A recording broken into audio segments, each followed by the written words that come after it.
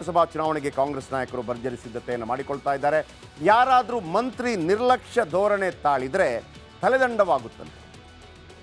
ಲೋಕಸಭಾ ಚುನಾವಣೆಯಲ್ಲಿ ತನಗೆ ವಹಿಸಿದ ಫುಲ್ ಫ್ರೇಮ್ ತಗೊಳ್ಳಿ, ನನಗೆ ವಹಿಸಿದ ಕ್ಷೇತ್ರದಲ್ಲಿ ಕಾಂಗ್ರೆಸ್ನನ್ನು ಗೆಲ್ಲಿಸದಿದ್ದರೆ ಅವರಿಗೆ ಗೇಟ್ ಪಾಸ್ ಕೊಡ್ತಾರಂತೆ. ಅಲ್ಲದೆ ಸಚಿವರಾಗಲು ಹಿರಿತನವೇ ಬೇಕಿಲ್ಲ, ನಿಷ್ಠೆ ಮುಖ್ಯ ಅಂತ ರಣದೀಪ್ ಸುರ್ಜೇವಾಲಾ ವಾರ್ನಿಂಗ್ ನೀಡಿದ್ದಾರಂತೆ. ಕೇಳಿಸ್ಕೊಂಡು ಅಲ್ಲ, ಆ ರೀತಿಯೂ ಹೇಳಿದ್ದಾರೆ. ಅಂದರೆ ಜವಾಬ್ದಾರಿ ನೀವು ಹೆಚ್ಚು ಸೀರಿಯಸ್ ಆಗಿ ತೊಗೊಂಡು ಮಾಡಿ ಅಂತ ಹೇಳಿ ಅದರ ಅರ್ಥ. ಅದನ್ನು ತಲೆದಂಡ ಮಾಡೋದು ಅದೆಲ್ಲ ಅವರಿಗೆ ಬಿಟ್ಟಿರೋದು. ಸರಿ, ಬರೀ ಲೋಕಸಭಾ ಚುನಾವಣೆಯಲ್ಲಿ ಸರಿಯಾಗಿ ಟಾಸ್ಕ್ ನಿಭಾಯಿಸದೆ ಹೋದರೆ ಸಚಿವರ ತಲೆದಂಡ ಅಂತ ಹೇಳ್ಬಿಟ್ಟು ಅದೇ ನಾನು ಹೇಳಿದ್ನಲ್ಲ. ಈಗ ಅವರು ಯಾವ ಕ್ಷೇತ್ರದಲ್ಲಿ ಗೆದಿಯೋದಕ್ಕೆ ಸಾಧ್ಯ ಇದೆ ಅಂಥ ಕಡೆ ನಾವು ಸೋತ್ಬಿಟ್ರೆ ನ್ಯಾಚುರಲಿ ಅವರಿಗೆ ಸರಿಯಾಗಿ ಅವರು ಕೆಲಸ ಮಾಡಲಿಲ್ಲ ಅಂತಲೋ ಏನಾದರೂ ಅವರು ತಿಳ್ಕೊಳ್ಬೇಕಾಗತ್ತೆ ಅನ್ನೋ ರೀತಿಯಲ್ಲಿ ಹೇಳಿದ್ದಾರೆ. ಅದನ್ನು ನಾವು ಕೂಡ ಅಷ್ಟೇ ಸೀರಿಯಸ್ ಆಗಿ ತೊಗೊಳ್ತೀವಿ. ಅದು ಸಿಎಂ ಡಿಸಿಎಂಗೂ ಅಪ್ಲೈ ಆಗುತ್ತೆ ಸರ್? ಅದು ಗೊತ್ತಿಲ್ಲ, ಯಾರಿಗೆ ಅಪ್ಲೈ ಆಗುತ್ತೆ ಗೊತ್ತಿಲ್ಲ. ನಮಗೆ ಜನರಲ್ ಆಗಿ ಒಂದು ಸ್ಟೇಟ್ಮೆಂಟ್ ಮಾಡಿದ್ರು ಅವರು, ನೀವೆಲ್ಲರೂ ಸೀರಿಯಸ್ ಆಗಿ ತೊಗೋಬೇಕು, ಸರಿಯಾಗಿ ತೊಗೊಳ್ಳಿಲ್ಲ ಅಂತಂದರೆ ಮುಂದೆ ಕಷ್ಟ ಆಗುತ್ತೆ ಅಂತ ಹೇಳಿದ್ದಾರೆ. ಅಲ್ಲ, ಆ ರೀತಿಯೂ ಹೇಳಿದ್ದಾರೆ. ಅಂದರೆ ಜವಾಬ್ದಾರಿ ನೀವು ಹೆಚ್ಚು ಸೀರಿಯಸ್ ಆಗಿ ತೊಗೊಂಡು ಮಾಡಿ ಅಂತ ಹೇಳಿ ಅದರ ಅರ್ಥ. ಇಲ್ಲಿ ನೋಡಿ, ಕಾಂಗ್ರೆಸ್ನಿಂದ ಒಂದು ಕಡೆ 10 ಮಿನಿಸ್ಟ್ರಿಗಳನ್ನು ಕಣಕ್ಕಿಳಿಸಬೇಕು ಅಂತೇಳಿ, ಒಂದು ಕಡೆ ಮಿನಿಸ್ಟ್ರಿಗಳನ್ನು ಕಣಕ್ಕಿಳಿಸೋದು ಬೇಡ, DCM ಜಾಸ್ತಿ ಮಾಡಿ ಅಂತ ಇನ್ನೊಂದು ಕಡೆ. ಈ ನಡುವೆ 28 ಕ್ಷೇತ್ರಗಳು ಕೂಡ ಒಬ್ಬೊಬ್ಬ ಮಂತ್ರಿಗೆ ಜವಾಬ್ದಾರಿಯನ್ನು ಕೊಡಲಾಗಿದೆ. ನೋಡಿ, ನೀವೇ ಜವಾಬ್ದಾರಿ, ಗೆದ್ದಿಲ್ಲ ಅಂತಂದರೆ ನಿಮ್ಮ ತಲೆದಂಡವಾಗುತ್ತೆ, ಗೆಲ್ಲಿಸಬೇಕು.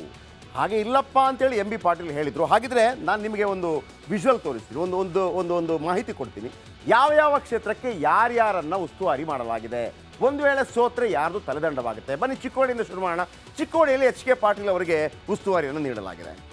ಚಿಕ್ಕೋಡಿ HK ಪಾಟೀಲ್ ಉಸ್ತುವಾರಿ. ಚಿಕ್ಕೋಡಿಯಲ್ಲಿ ಅಲ್ಲಿ ಅಭ್ಯರ್ಥಿ ಗೆದ್ದಿಲ್ಲ ಅಂತಂದರೆ ಅವರ ತಲೆದಂಡ ಆಗತ್ತಾ? ಹಾಗಾಗಿ ಚಿಕ್ಕೋಡಿಯಲ್ಲಿ ಉಸ್ತುವಾರಿಗಳಿಗೆ ಎಲ್ಲ ಕ್ಷೇತ್ರಗಳಲ್ಲಿ ಉಸ್ತುವಾರಿ ಟೆನ್ಷನ್ ಶುರುವಾಗಿದೆ. ಚಿಕ್ಕೋಡಿಯಲ್ಲಿ HK ಪಾಟೀಲ್. ಇನ್ನು ಬೆಳಗಾವಿಯಲ್ಲಿ ಸತೀಶ್ ಜಾರಕಿಹೊಳಿ. ನೀವು ಮಗನನ್ನು ಇಳಿಸ್ತೀರೋ ಅಥವಾ ಮತ್ತೊಬ್ಬರನ್ನು ಇಳಿಸ್ತೀರೋ ನಾವು ಡಿಸೈಡ್ ಮಾಡ್ತೀವಿ, ಆದರೆ ಗೆಲ್ಲಿಸ್ಕೊಡ್ಬೇಕಾಗಿರೋಂಥ ಜವಾಬ್ದಾರಿ ನಿಮ್ಮದು. ಗೆದ್ದಿಲ್ಲ ಅಂತಂದರೆ ಒಂದು ನೀವೇ ನಿಂತ್ಕೊಳ್ಳಿ, ಇಲ್ಲ ಅಂತಂದರೆ ಗೆಲ್ಲಿಸ್ಕೊಡ್ಬೇಕು. ಇದು ಯಾಕೆ ಹೈಕಮಾಂಡ್ ಈ ನಿರ್ಧಾರ ಕೈಗೊಳ್ಳಿದೆ ಅಂತಂದರೆ, ನೀವೇ ನಿಂತ್ಕೊಳ್ಳಿ ಅಂದರೆ ನಿಂತ್ಕೋತಾ ಇಲ್ಲ. DCM ಮಾಡಿ ಅಂತಾರೆ, ಅಲ್ಲಿ ಬೇರೆ ರೀತಿಯಲ್ಲಿ ರಾಜಕೀಯವಾಗ್ತಾ ಇದೆ, CM DCM ಅಂತೇಳಿ. ಈಗೇನು ಮಾಡಿದ್ದಾರೆ, ನೀವು DCM ಮಾಡಲ್ಲ, ಈಗ ನೀವು ನಿಲ್ಲೋದಿಲ್ಲ, ನಾವೊಂದು ನಿರ್ಧಾರ ಮಾಡಿದ್ದೀವಿ, ಈ ಎಲ್ಲ ಕ್ಷೇತ್ರಗಳನ್ನು ಯಾರನ್ನು ಬೇಕಿದ್ರೂ ನಿಲ್ಲಿಸಿ ಗೆಲ್ಲಿಸ್ಕೊಡ್ಬೇಕು. ಈಗ ಎಲ್ಲರಿಗೂ ತಲೆನೋವು ಶುರುವಾಗಿದೆ. ಆಯಿತಾ?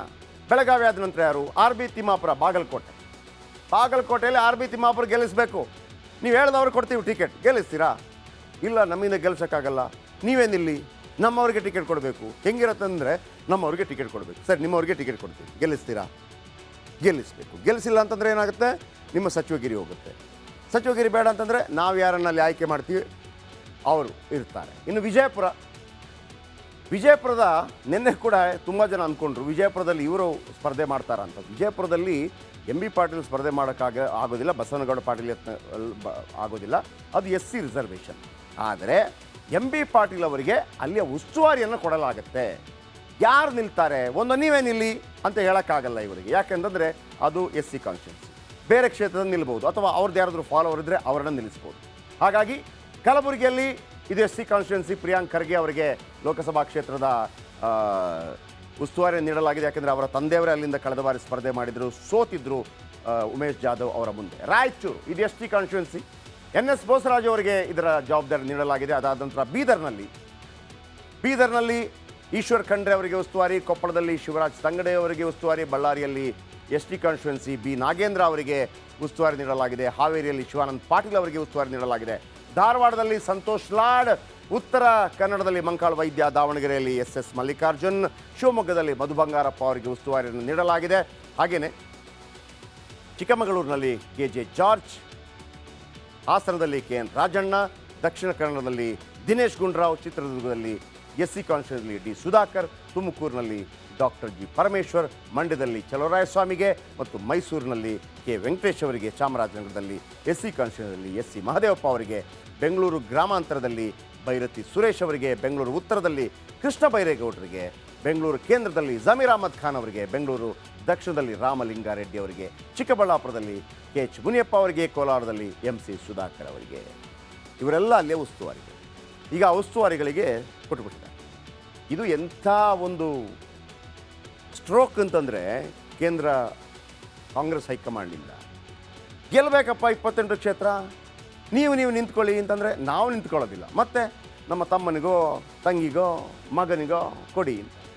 ಅಂದರೆ ನಿಮಗೆ ನಿಮ್ಮ ಮಗನಿಗೂ ಕೊಡಬೇಕು, ನೀವು ಹೇಳಿದವ್ರಿಗೂ ಕೊಡಬೇಕು, ನಿಮಗೆ ಸಚಿವಗಿರಿ ಇರಬೇಕು, ಆಮೇಲೆ ಗೆಲ್ಲಿಸೋ ಗ್ಯಾರಂಟಿ ನಿಮಗಿಲ್ಲ. ಕೊನೆಗೆ ಒಂದು ಪ್ಲ್ಯಾನ್ ಮಾಡಿ, ಇಲ್ಲ DCM ಮಾಡಿ. ಈಗೇನು ಮಾಡಿದ್ರು, ನಿಮ್ಮ ಉಸ್ತುವಾರಿ ನೀವು ಗೆಲ್ಲಿಸಬೇಕು, ಗೆಲ್ಲಿಸಿಲ್ಲ ಅಂದರೆ ನಿಮ್ಮ ಮಂತ್ರಿಗಿರಿ ತೆಗಿತೀವಿ. ಈಗ ಮಂತ್ರಿಯಾಗಿ ಅವರು ಸ್ಪರ್ಧೆಗಿಳಿತಾರ, DCM ಬೇಕು ಅಂತ ಕೇಳ್ತಾರ. ಅದ್ಭುತವಾದ ಸ್ಟ್ರೋಕ್ ಕಾಂಗ್ರೆಸ್ ಹೈಕಮಾಂಡ್ನಿಂದ ಕಾಂಗ್ರೆಸ್ಸಿಗೆ. ದಾವಣಗೆರೆ ಹರಿಹರ ತಾಲೂಕು ಒಂದು ಅಜ್ಜಿ ತೆವಳ್ತಾ ಬರ್ತಾ ಇತ್ತು 4 ಕಿಲೋಮೀಟರ್, 1500 ರೂಪಾಯಿ ಪಡೆಯೋದಕ್ಕೆ. ಈಗ ಅಲ್ಲಿ ಹೇಳ್ತಾ ಇದ್ದಾರಂತೆ, ಮಳೆ ನಿಂತು ಹೋದರೂ ಪರಿಹಾರ ಬರೋದು ನಿಂತಿಲ್ಲ ಅಂತ.